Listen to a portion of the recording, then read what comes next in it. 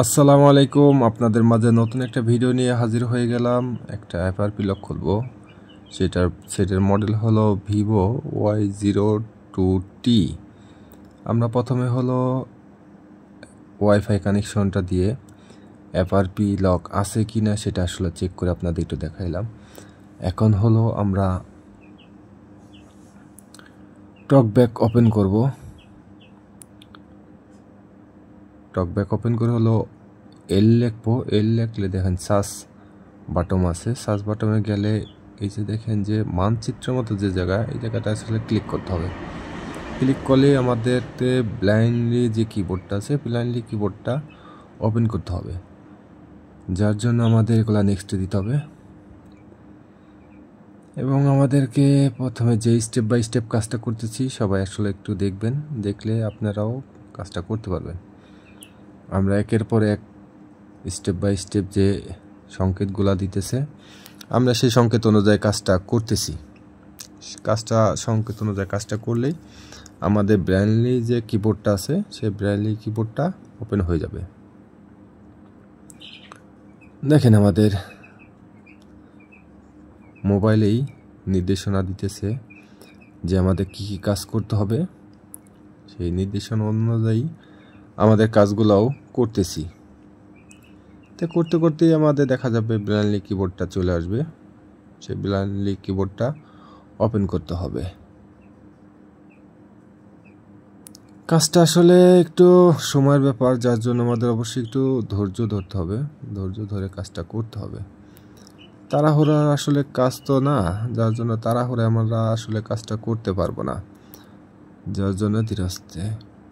এই যে দেখেন আমাদের সেটিং চলে আসছে।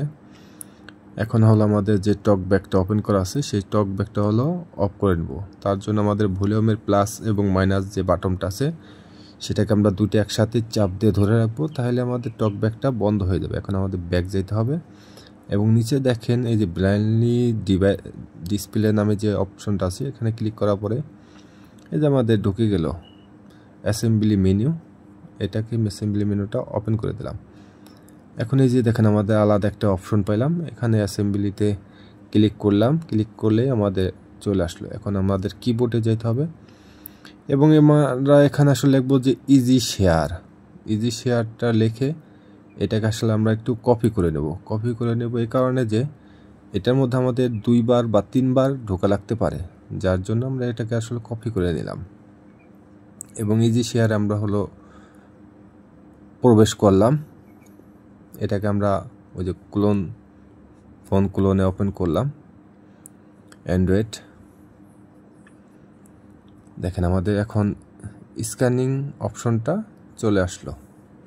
এখন আমাদের আদার্স একটা অ্যান্ড্রয়েড ফোন লাগবে, সেটা আসলে ইজি শেয়ারটা এবং অ্যাক্টিভিটি লঞ্চারটা লাগবে, যার জন্য আমরা ইজি শেয়ারটা ওপেন করলাম এবং এই যে আমরা এই ফোন দিয়ে স্ক্যানিং করে এই ফোনের সাথে আমরা এটা কানেক্ট করে নিলাম। কানেক্ট করার সঙ্গেই আমাদের এটা কানেক্ট হয়ে গেল। ঠিক আছে, এখন আমরা এখানে নেক্সট না দিয়ে উপরে যে টিক বাটন আছে টিক বাটন থেকে আমরা শুধুমাত্র অ্যাক্টিভিটি লঞ্চারটা সেন্ড করলাম।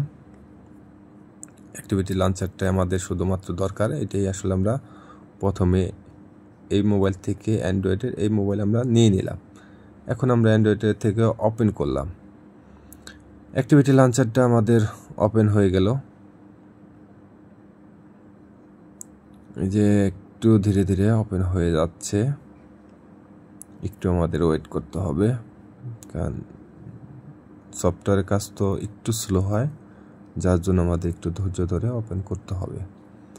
ওপেন করার পরে আমাদের এখন হলো অ্যান্ড্রয়েড সেটআপে ঢুকবো। অ্যান্ড্রয়েড সেটআপ এখন দেখবো যে কোনটার মধ্যে লক বাটন নাই সেটাতে ক্লিক করব। দেখেন আমাদের একটা লক বাটন নাই দেওয়াতে ব্যাক চলে আসছে, যার জন্য আমরা আবার সে যে ইজি শেয়ারটা কপি করছিলাম এটাকে আবার পেস্ট করে আবার ঢুকলাম। আবার ঢুকে আবার সে অ্যাক্টিভিটি লঞ্চারের মধ্যে দেখবো যে আবার নিচের দিকে যাব, যে কোনটার মধ্যে লক বাটন নাই সেটার মধ্যে ক্লিক করব। দেখেন সেটার মধ্যে ক্লিক করাতেই আমাদের সেটিংসে ঢুকে গেছে। এখন আমাদের স্টার্ট স্কিপ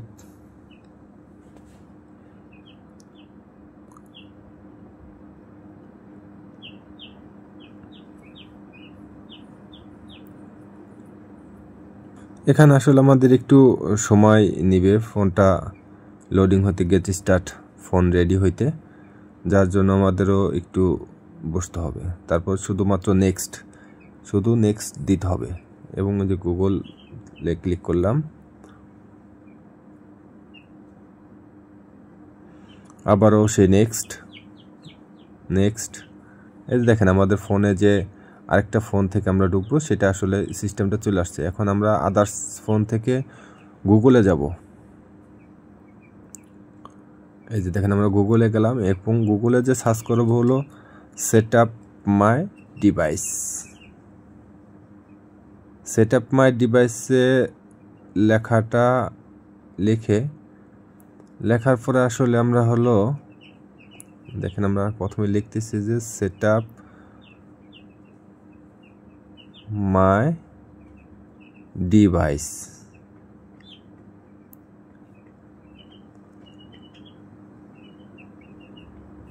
এখন হলো আমরা এখানে যে দেখেন লেখাটা set up my device, search বাটনে ক্লিক করলাম। এখন আমাদের গেট স্টার্টে চলে আসলো। আমরা নেক্সট বাটনে ক্লিক করলাম, সার্চিং ফর ডিভাইস। এখন আমাদের সার্চিং করতেছে যে ডিভাইসটা আদার্স যে ডিভাইসটা আছে সেই ডিভাইসটার সাথে কানেক্ট হয়ে যাবে। এখানে কানেক্টিং চলে আসছে।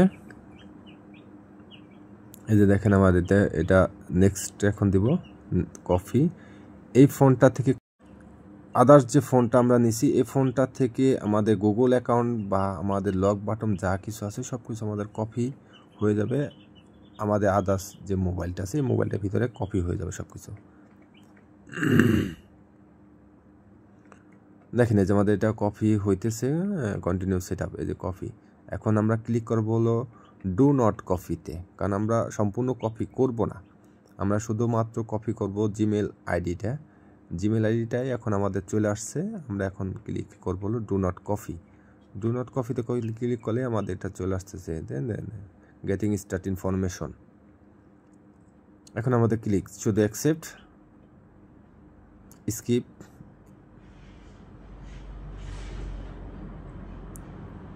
এখন আমাদের শুধু কাজ হলো নেক্সট দিব আর হলো স্কিপ যাবে, স্কিপ দিব। দেখেন এই যে ডোন্ট নাও।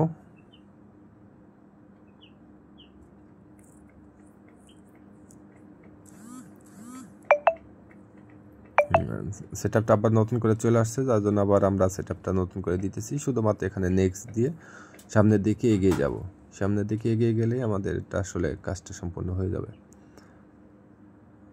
একের পর আমাদের নেক্সট স্টেপ চলে আসতেছে, একের পর এক নেক্সট স্টেপগুলো আমরা কাজ করতেছি।